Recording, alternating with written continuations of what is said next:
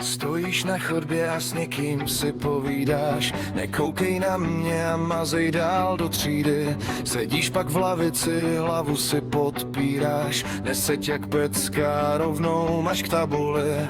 Běháš venku, prý si jak utrženej z řetězu. Křičíš smíchem, hned schytáš 1000 vzkazů. Ať uděláš cokoliv pro dospělé, je to hřích, nejlepší dítě je to, co nemá žádný hlas.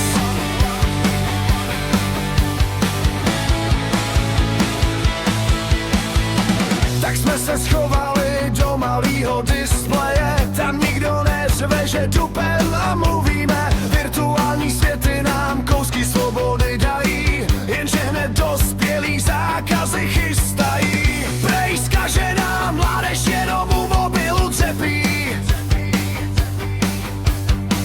Běžte radši ven sportovat, vy lidi slepí. Jenže kam máme jít, když pravidla se mění, když vyjdeme ven, zase pro nás místo není.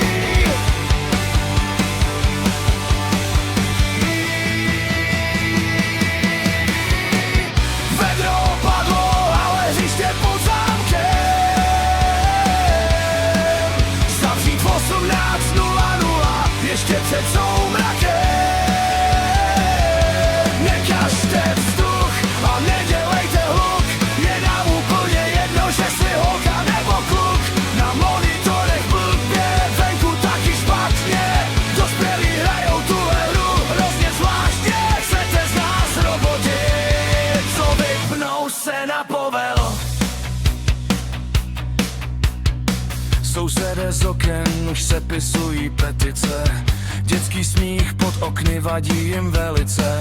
Stížnosti na hluk a schůze plné zášti, hlavně nikoho neotravovat pod večerním plášti. Máme prý sportovat, ale jenom potichu. Asi máme běhat klubovým kožichu.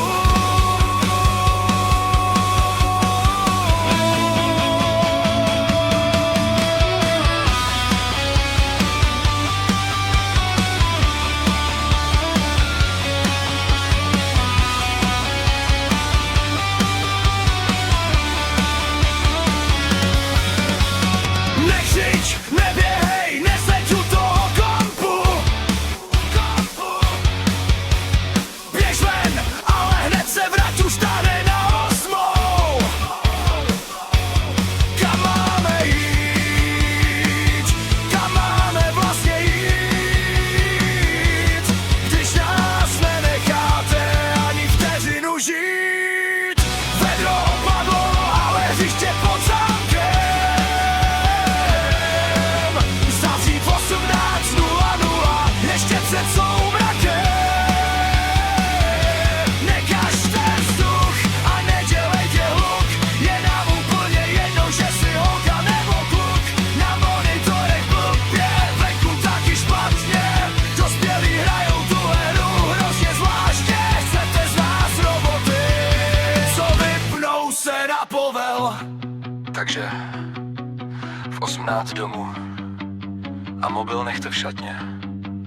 Ideální dítě sedí ve tmě a prostě neexistuje. Co teda vlastně opravdu smíme? Tuším, že nic.